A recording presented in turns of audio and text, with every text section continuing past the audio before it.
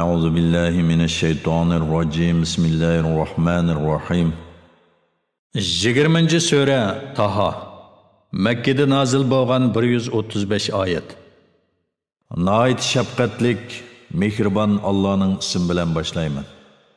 Taha yani ey Muhammad, Qur'onni sana seni jafoga silish uchun emas, faqat Allohdan qo'rqadiganlarga vaz nasihat qilish uchun nazil qildik. O zaminni va egiz osmonlarni yaratgan zot tarafidan nazil qilingan. Merhametlik Allah arsh ustida o'ziga loyiq ravishda qaror oldi. Osmonlardagi, zamindagi, ularning orasidagi va yer ostidagi shaylarning hammasi Allohningdir. Agar sen oshkora so'zlasang yoki yoshirin so'zlasang, Allohning nazarida o'xshashdir. Chunki o sirni va uningdan maxfiyroq ishlarni bilib turadi. Allah'tan başka hiç ma'bud bar haq yo'qdir. Allah'ning güzel ismlari bor. Musa'nın qissasidan xabaring bormi? O'z vaqtida Musa bir joyda o'tning yo'rig'ini ko'rdi. O oilasidagilarga turib turinglar, men o'tning yo'rig'ini ko'rdim. Men berib uningdan bir parcha cho'g' ib kelishim yoki o't bor yerda bir yo'l boshlig'uvchini uchirtishim mumkin dedi. Musa o'tning yeniga kelganda nido qilindiki: "Ey Musa, men haqiqatan sening parvardigoringdirman. Kashingni sog'in, sen haqiqatan muqaddas vadi tuvvadisan. Men seni payg'ambarlikka tanladim. Sen vahiyga quloq sog'in. Men haqiqatan ibodatga loyiq Allohdirman. Mendan boshqa hech ma'bud bar haq yo'q. Yolg'iz menga ibodat qilgan, meni zikr qilish uchun namoz o'qigan. Qiyomatning bo'lishi muhaqqaqdir. Her adam özünün amaliga yarasha mukofotlanishi uchun uni yani uning qachon bo'lishini maxfiy tutdim. Qiyomatga ishonmaydigan va nafs xohishlariga ergashgan odam seni uningdan, yani qiyomatga tayyorlik qilishdan va uni tasdiq qilishdan to'simasin. Undaqda o'zing halok bo'lasan. Chunki oxiratdan g'ofil bo'lish halokatga olib boradi. Ey Musa, o'ng qo'lingdagi nima u?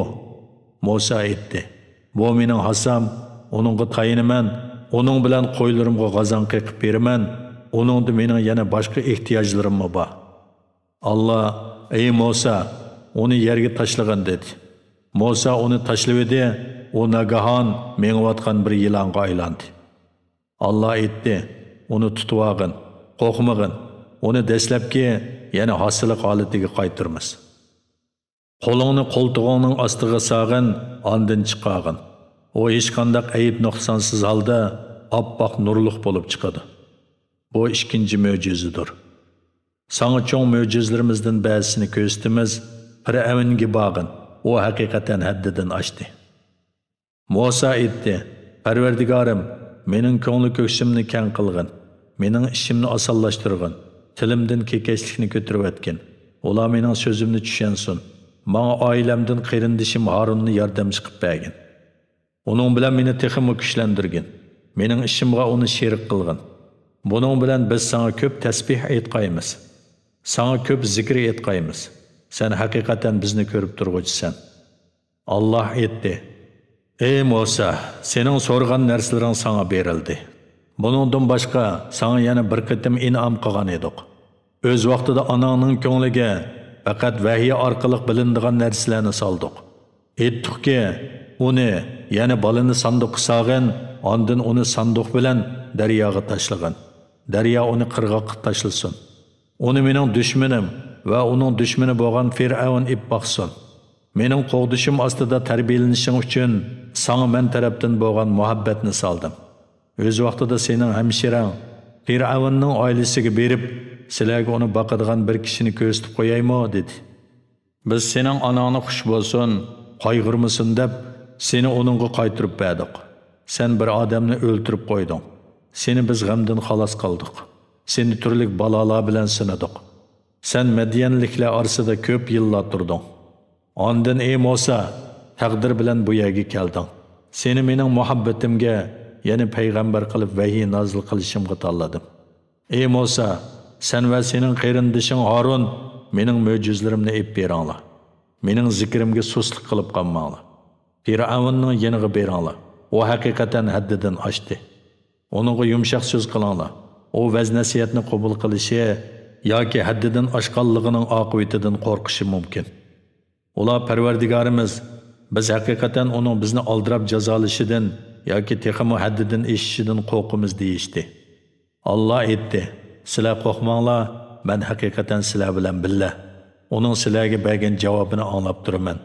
Uning sizlarga qiladiganlarini ko'rib turaman. Sizlar Fir'avnning yeniga berib, biz ikkimiz Parvardigoringning elchisi bo'lamiz. İsroil avlodini qo'yayotgan, biz bilan kessin, ularni qiynamag'in.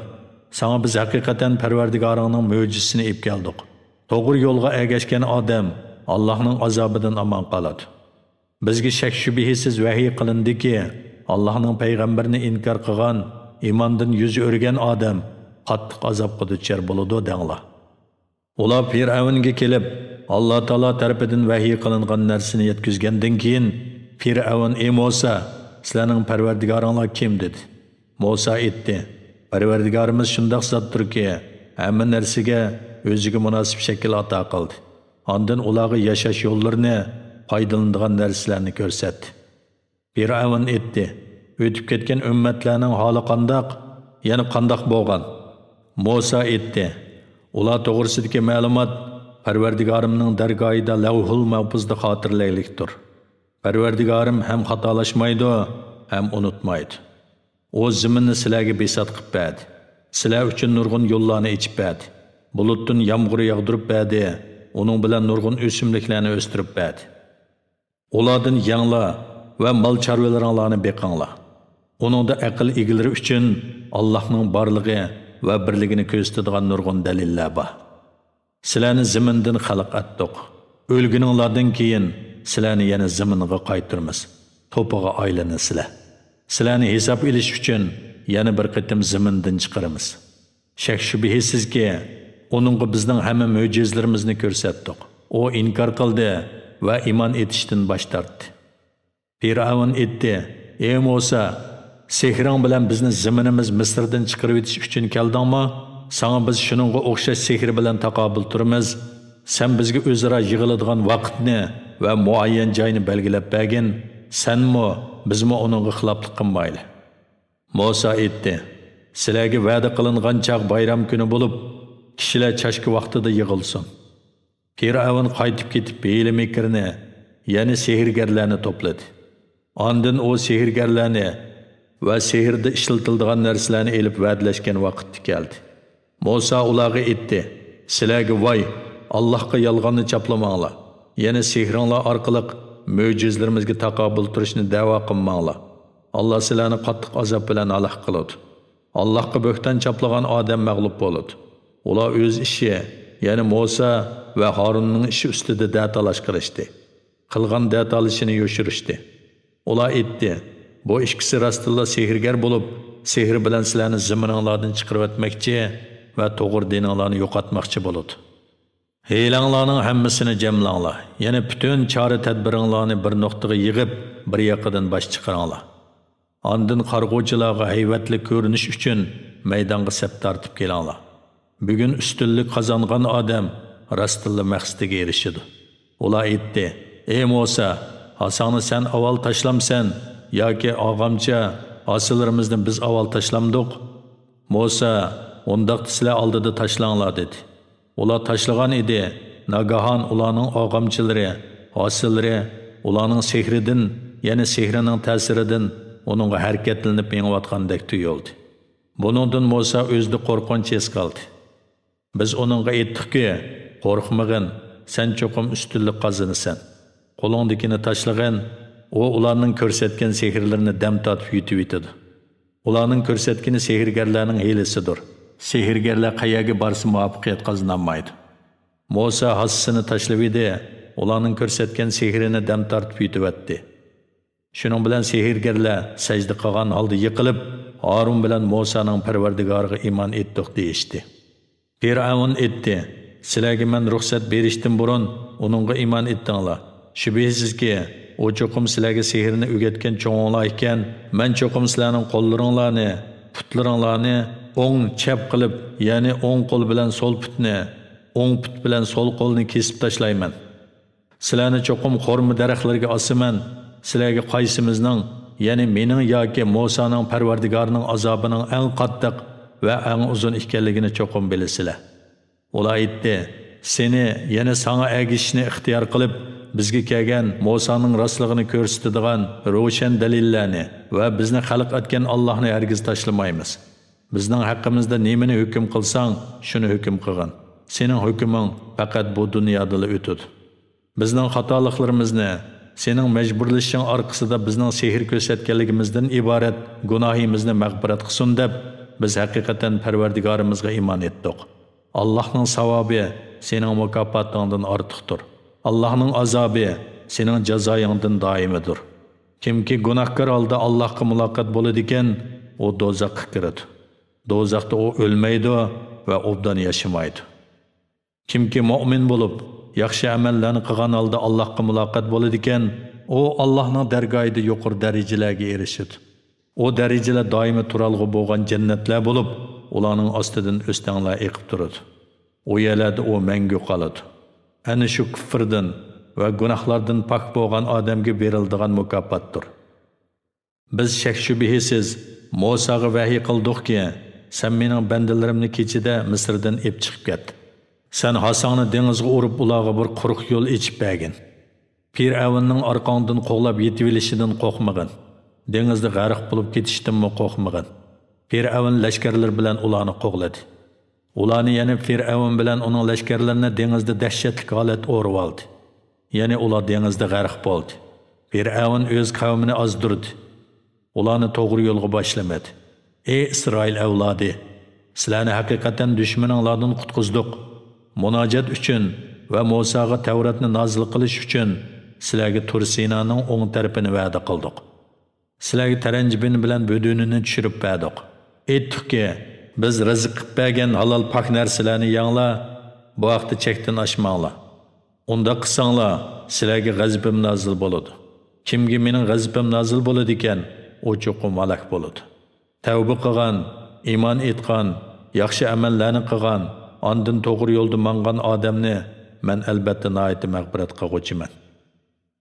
Ey Musa, aldirab Tur Sinoga qavmingdan ilgari kelishingning sababi nima? Dedik. Musa aytdi, ular izimni qo'g'lishib kelyotdi. Parvardigorim, seni rozi bo'lsin deb bu yerga oldirab keldi. Allah aytdi, sendan ya'ni sen ketgandan keyin qavmingni haqiqatan sinadik. Ularni Samiri ozdirdi. Musa qavmiga g'azablangan holda qopib qaytdi. U aytdi, sizlarga Parvardigoringlar chiroyli va'da qilmaganmidi? Sizlar ahdini unutgudek vaqt shuncha uzun bo'lib ketdimi? Yoki sizlar o'zinglar Parvardigoringlarning g'azabi tushishini iroda qildinglarmi? Shuning uchun sizlarning menga bergan va'danglarga xiloflik qildinglarmi? Ular aytdi, sana bergan va'daga o'zligimizdan xiloflik qilganimiz yo'q, lekin biz Fir'avn qavmining zinnatlaridan nurg'un ib chiqqan edik. Samirining buyrug'i bo'yicha ularni o'tqa tashldik. Samirimi o'zi ib chiqqan zibu zinnatlarini tashladi. Samiri eritilgan zibu zinnatlardan ular uchun bir mo'zay haykal yasadi. Uningdan mo'zayning ovoziga o'xshash ovoz chiqardi. Ular yana Samiri va uning tavalari aytdi, bu sizlarning ilohinglardir va Musoning ilohidir. Musa ilohni bu yerga unutib qilib, uni izlab Tur Sinoga ketdi. O mo'zayning ularning so'ziga javob berolmaydiganligini, ularga foyda ziyon yetkazolmaydiganligini ular uqmamdi. Shak shubhasizki, Harun ularga Musa qaytib kelishdan burun, ey qavmim, sizlar mo'zay bilan qaymoqtirildinglar. Sizlarning Parvardigoringlar marhamatlik Allohdir. Menga bo'ysuninglar. Mo'zayga cho'qinishni tark etish bilan buyrug'imga itoat qilinglar dedi. Ular Musa qaytib kelganga qadar uningga cho'qinaveramiz deyishdi. Musa aytdi, ey Harun, ularning ozg'anligini ko'rgan chig'ingda Allah uchun g'azablanishda menga agishdan nima to'salg'i bo'ldi? Mening buyrug'imga xiloflik qildingmi? Harun aytdi, ey qarindishim, mening soqilimni va chechimni tatmag'in. Men haqiqatan sening Isroil avlodini bo'lib o'tibsan, so'zimga diqqat qilmabsan deyishingdan qo'rqdim. Musa aytdi, ey Samiri, sen nim bo'lding? Ya'ni mundaq yomon ishni qilishdan g'arizing nima? Samiri aytdi, men ular ko'rmaganni ko'rdim. Elchi yana Jibrilning izidan bir changal to'pini oldim-da, uni mo'zayga chashdim. Shuning bilan uningdan mo'zayning ovoziga o'xshash ovoz chiqdi. Shuningdek buni menga nafsim chiroyli ko'rsatdi. Musa Samiriga aytdi: "Sen bag'in, sen umrvoyat ko'rganlik kishiga menga yaqinlashmanglar degaysan. Ya'ni sening kishiga yaqinlashmasliging, kishining sana yaqinlashmasligi bu dunyoda sana berilgan jazodir. Shubhisizki, oxiratda jazolanadigan muayyan bir vaqting bor. Allah sana qilgan bu va'dasiga xiloflik qilmaydi. Sen hamon cho'qinib kelayotgan ilohingga qarag'in. Biz uni cho'qim o'tni kuydiramiz. Ondan uning kulini dengizga chechib o'tamiz. Sizlarning ilohinglar bir ilohdir. Uningdan boshqa hech ma'bud barhaq yo'qdir. U har narsani to'liq bilguchidir. Ey Muhammad, shuningdek sana o'tganlarning ba'zi xabarlarini bayon qilamiz. Sana o'z tarafimizdan Qur'onni ato qildik. Kimki Qur'ondan yuz o'riydi ekan, uningga qiyomat kuni cho'ng gunohdan og'ir yuk yuklanadi. O gunohi uchun berilgan azobni mangu tatidi. Qiyomat kuni ularga yuklangan bu yuk nima degan yomon? O so'rchilanadigan kundir. Bu kunda shakli o'zgargan, ko'k ko'zlik, qora yuzlik gunohkorlarni yig'amiz. Qiyomatning dahshatini ko'rib, dunyoda turgan vaqti qisqa bilinganlikdan ular dunyoda faqat 10 kunlik turdinglar deyishib pichirlashadi. Ularning deydiganlarini biz obdan bilamiz. Ayni zamonda ularning eng to'g'ri so'zlaydigani sizlar faqat bir kun turdinglar deydi. Ular sendan tog'lar to'g'riliq, ya'ni tog'ning oqibatining qanday bo'ladiganligi to'g'riliq so'raydi. Aytqanki, Parvardigorim ularni hukm talqon qilib, ondan shamolni avatib uni so'raydi. Ularni tuzlanlikka aylantiradi. O yerlarda na cho'nqurlikni, na egizlikni ko'rmaysan. Bu kunda kishilar Allohning mahshargohga da'vat qiluvchisiga ergishadi. Qing'ir ketmaydi. Marhamatli Allohning ulug'ligi va hayvatidan qo'rqib, barliq ovozlar besiqadi. Pichirlashgandan boshqani anglamaysan. Bu kunda marhamatli Allah izni bergan va so'zidan Allah rozi bo'lgan odamning shafoatidan boshqa hech qanday shafoat foyda bermaydi. Allah ularning oldidagini va keyindikini biladi. Ular bo'lsa uni bilmaydi. Gunohkorlar maxluqotni idora qilib turg'uvchi mangu hayot Allohga egiladi. Allohga sherik keltirganlar shaksiz ziyon tortadi. Mu'min turib yaxshi amallarni qilganlar yomonliklarining eshib ketishidan va yaxshiliklarining kemayib ketishidan qo'rqmaydi. Ularning taqvodor bo'lishlari uchun yoki ularni vaz-nasihatga ega qilish uchun sana arabcha Qur'onni nozil qildik va uningda turli ogohlantirishlarni bayon qildik. Allah zoti sifati jihatda butun maxluqotdan ustundir, haq podshohdir.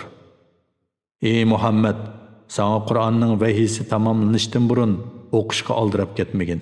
Ya'ni Jibril sana Qur'onni o'qib berayotganda billa o'qishga oldirab ketmay, o tilovatidan farq bo'g'ichi tinglab turg'in.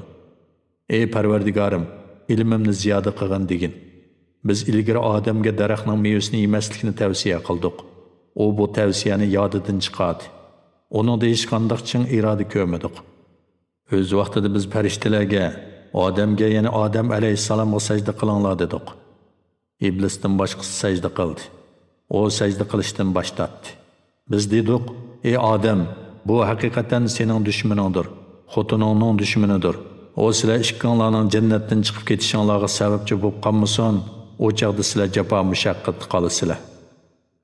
Jannat sen haqiqatan oshqanmaysan va yalang'och qolmaysan. Hamda uningda haqiqatan usab ketmaysan, isib ketmaysan."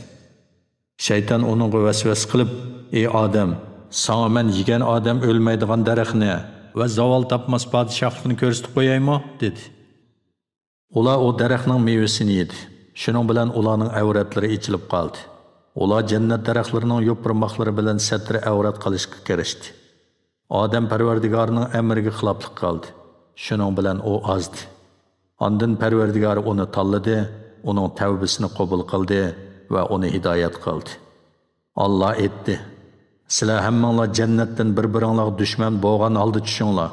Agar sizlarga mening tarafimdan hidoyat kelsa, kimki mening hidoyatimga ergashsa, u ozmaydi va oxiratda shaqiy bo'lmaydi.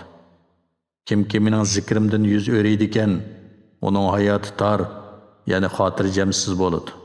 Qiyomat kuni uni biz ko'r qo'piramiz. O ey Parvardigorim, nimishqa meni ko'r qo'pirding? Vaholanki dunyodagi chog'da mening ko'zim ko'ratdi-ku, deydi. Allah aytadi: "Shuningdek sana ro'shan oyatlarimiz keldi, sen ularni tark etding. Sen bugün şununla o'xshash tahrik etilsin. Haddidan oshgan va Parvardigorning oyatlariga iymon etmaganlarga shuningga o'xshash jazo beramiz. Oxiratning azobi texmi qattiqdir, texmi boqiydir. Ulardan ilgari o'tgan payg'ambarlarni inkor qilgan nurg'un ummatlarni halok qilganligimizni ular uqmamdi.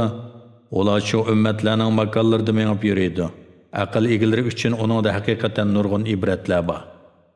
Agar Parvardigoringning azobini ulardan kechiktirishga qilayotgan hukmi va oldin Allah belgilab qo'ygan vaqti bo'lmasa edi, o chaqda ularning halok bo'lishi cho'qim edi. Ularning so'zlariga sabr qilgin. Mamnun bo'lishing uchun kun chiqishdan ilgari, kun petishdan burun, kecha vaqtlarda va kunduzning dastlabki va oxirgi vaqtlarda Parvardigoringga tasbih aytqin. Ya'ni namoz o'qigin va hamd aytqin. Biz kuffarlardan turli jamani bahramon qilgan dunyoning ne'matlari va zinnatlarga ko'z solmagin. Buning bilan ularni sinaymiz. Parvardigoringning rizqi, ya'ni savobi bu fani ne'matdan yaxshidir va eng boqiydir. Ey Muhammad, oilangdagilarni va ummatingni namozga buyurgin. O'zingmi uni ado qilishga chidamliq bo'lgin. Sendan biz rizq talab qilmaymiz. Sana biz rizq beramiz. Yaxshi oqibat faqat taqvodorlarga xosdir. Ular yana mushriklar Muhammad Parvardigori tarafidan bizga bir mo'jiz keltirishchi deydi. Ularga burunqi ummatlarning xabarlarini o'z ichiga olgan Qur'on kammidimi? Agar biz ularni uningdan, ya'ni Muhammad alayhisalomni avatishdan ilgari halok qilgan bo'lsak, ular cho'qim nemishqa bizga bir payg'ambar avatmadan, biz xor va rasvo bo'lishdan ilgari sening oyatlaringga agishatdik deydi. Aytqinki, hamma sizlarning va bizning ishlarimizning oqibatini kutmoqda. Sizlarmi kutinglar, kimlarning to'g'ri yo'l egalari ekanligini va kimlarning hidoyat topganligini uzoq qolmay bilasizlar.